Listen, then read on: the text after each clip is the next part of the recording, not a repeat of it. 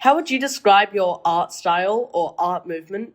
Is it plain air art, or can you tell me more? Certainly. Almost all of my art is based on plein air sketches that are done on location in my travels to different countries and also in my hikes. And I've flown in helicopters to go places and snowshoed into places and done little plein air sketches in either oils or watercolors. If it's a big push, a really big hike, or I'm going to Scotland, then I take my watercolors because they're easier to manage than my oils. Mm-hmm. But if not, then I use oils. Then I take it back to the studio and I produce larger studio works in oils. And when I work in transparent glazes, which is it's rather a proprietary way of working. I don't know any other artist anywhere who does this, where the painting is like a watercolor. So the oil paints are held in suspension of the glazes, and I work glaze after glaze after glaze to get to my final painting. So, for example, there could be 12 glazes in a mountain lake because it's very articulated. I have to really think it through when I go to the studio work, because you have to figure out, okay, so I want the water to be the right color, the bottom of the lake, the rocks on the bottom of the lake, the logs floating in the water, the logs breaking the water, the top of the water, the reflective quality in the light. So it's really, really articulated. It's a very slow way of working. It takes a long time to do paintings. And as far as the genre goes, I guess when I started out 34 years ago, I was painting with a number of different artist associations, and we were all painting pretty much the same way. So we would work in very opaque, heavy, thick paint and very expressionist style. And I've gone away from that now. In my transparent paintings, I only use a semi-transparent white to mix at the very end of the painting. And then there's thicker paint at the end. And the style has evolved as well. So it definitely is more on the side of realism, but has that element of Canadian landscape, traditional expressionist paintings would have. That's a long answer. Yeah. Well, I mean, it was a long question, so we'll have some longer ones coming up soon. But Okay. I didn't realize it took that long to make those paintings. It's just like layer after layer after layer. That's exactly right. Because with opaque paint, when you look at a painting and you just go to the surface of the paint, that's as far as the light goes. And so that's what you see. So you see the brush strokes and everything. But with transparent glazes, the ground that I'm using, I usually prime in a gold or a transparent yellow. And so what happens is the light goes through all the layers of the transparent paint, hits the bottom of the yellow and comes back out. So they really glow. They have a very transparent, incredibly different look than opaque paint does. Okay. Yeah. Well, that kind of answers the second question of what elements of your art makes it distinct to our current contemporary era? What makes it current? I mean, if you could answer the last part, please. Certainly. I think what makes it current is I decided a long time ago I wanted to always have growing edges as an artist and always learning and incorporating new things into my work. And so there's nothing formulaic about it. I use the same process, but I do different things in different paintings. And let's see. I think as far as the current impact, this to me is a new way of working. I have literally looked at thousands over the years of websites of different artists who say that they work in glazes in paintings. And it usually means that they work like, for example, Vermeer did. when he did his paintings. So they use opaque paint and then they use a glaze like on the lip to make it look like it's shiny, or a tear that's shiny or something like that. Right. Or they do a section of glazing to highlight a certain area in the painting. I've not found another single artist who works from the sketch to the finished painting all in transparent glazes. So that makes it pretty cutting edge. Well, okay, that seems like a heavy process, I'd say. I mean, you're going from like the sketch to the thing all in glazed paints, right? Yes. Yeah, that must take a lot of practice. It is something I've worked on. I started painting that way initially in 2001. So over 25 years, it definitely has evolved. And my most recent work, I think I'm pushing it even further. So at the end of the painting, I may go back in with a semi-transparent white, for example, to mix in with the glaze so that the transparent colors to get the effect of snow or ice or something like that, because there are no transparent whites anymore. The only transparent white was made with lead, and we just don't do that anymore. No. That's not a good idea. No. So I use a semi-transparent white. But even in my latest paintings, for example, one of the things I did is I left, rather than going back in with a mixed color at the very end in the foreground, I left a corner of it in an earlier glaze state. And it almost, in the landscape, it almost looks like the light is on the top of the foreground bushes. Oh. And then you see in the glazes only, underneath, the way the branches come up in the shadows and the negative space painting behind. So it's almost as if a little corner of the painting's been lifted up so you can see where it was that I didn't take it to the completely finished piece. Wow. It's fun. It's always fun. Okay. Well, for our next question, would you say that politics or the economy has any impact or has no impact on your art? That's a really good question. Because my art is primarily landscape painting, and because I live in a very pristine wilderness in a national park in Canada, I do not see the environmental impacts that are being experienced by the rest of the world. The only thing I can say is that even in the 34 years I've been doing this, there's a huge difference to the glaciers. The glaciers are receding, and there are changes in the mountains because of that, and because of warmer climate and the glacial melt that's happening. When you look at paintings of mine of different glaciers from 34 years ago and today, they're very different. So it does have that impact in recording history in real time in a person's career, which is astounding that in 34 years you could see a difference like that in the environment. But other than that, it's a pretty insular world to work in. And when I go to other places to paint, for example, the last trip I did to Scotland, I was painting in the Highlands, and not knowing the Highlands to paint regularly there, it didn't really incorporate into my paintings. I painted what I saw, and it didn't have any other implications. As far as political things go, I know there are artists who make political statements in their work. Yes. And that is not part of my my vocabulary as an artist.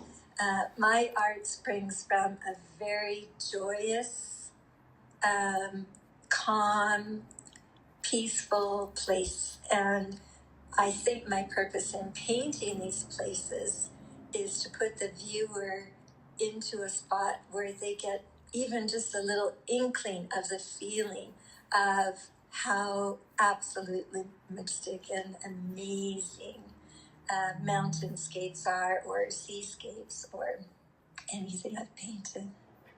Okay. Does that answer the question? I hope. Well, since politics kind of ties into culture. Yes.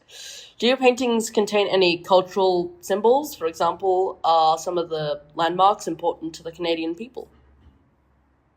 Ooh, important to the Canadian people. So occasionally something will be in the landscape. There is a trail marker post out at Mount Assiniboine Provincial Park that has been there for many, many years. And I have incorporated it a couple of different times into my painting. As far as a cultural implication, for example, here in Banff, we have something that has been called the Warner Stables, where they take riders out. You can rent a horse and go with a group of people out horseback riding.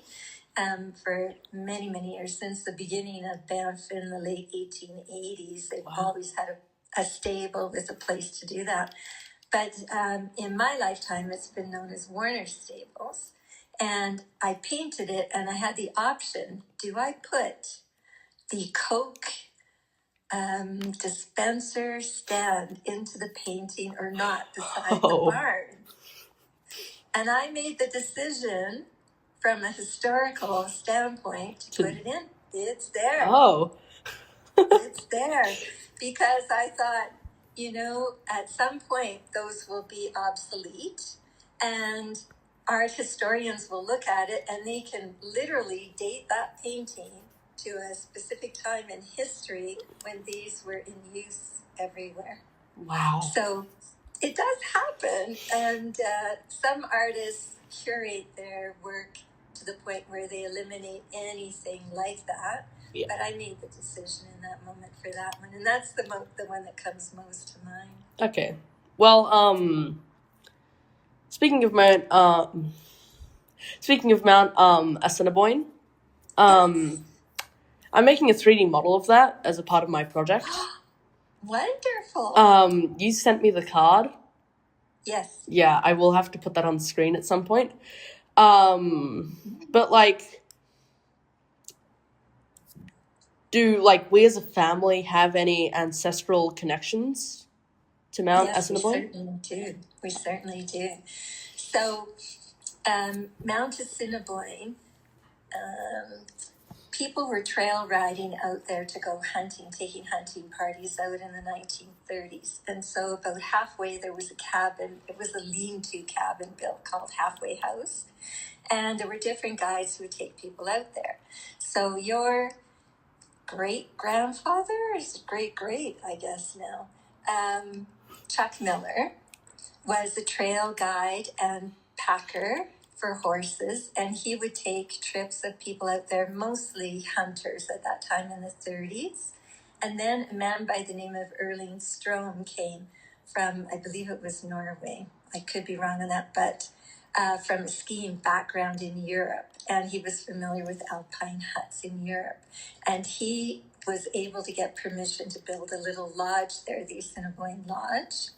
And he hired my granddad in the 1940s and 50s to be the head guide and lead trail guide and take people out.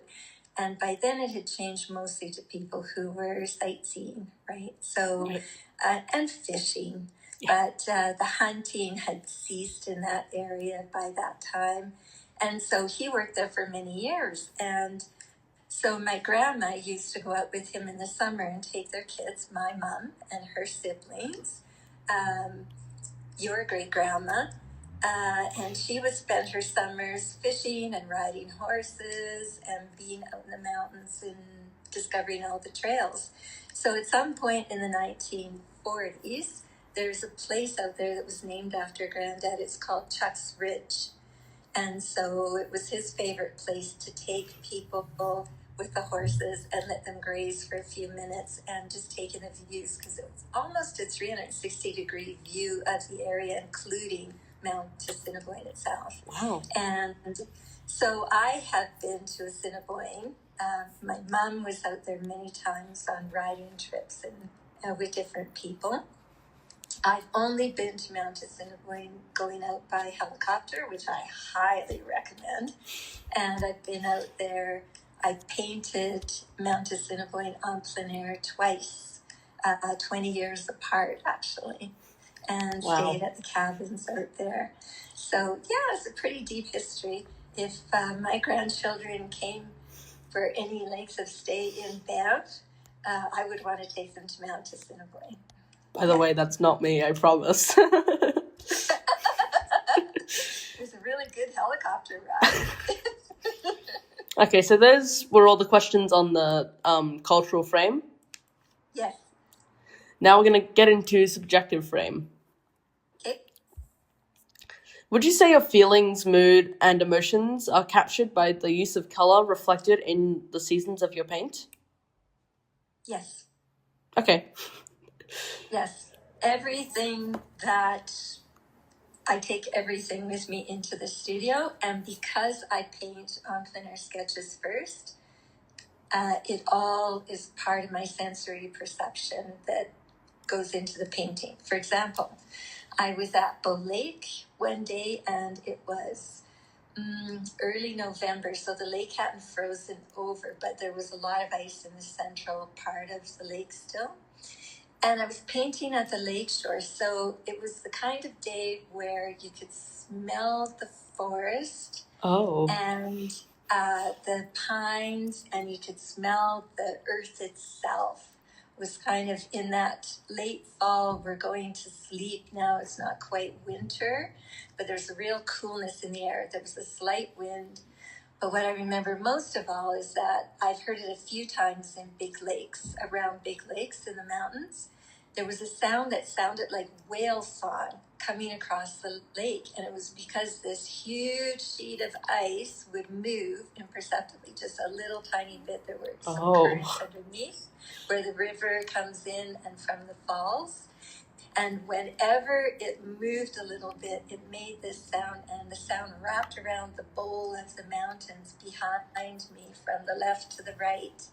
So then after I finished that painting, the en plein air sketch, I went into the studio, and I can close my eyes and go right back to that point in time and feel all the emotion and all the sensory perception of that time, and hopefully instill in that painting some of that life.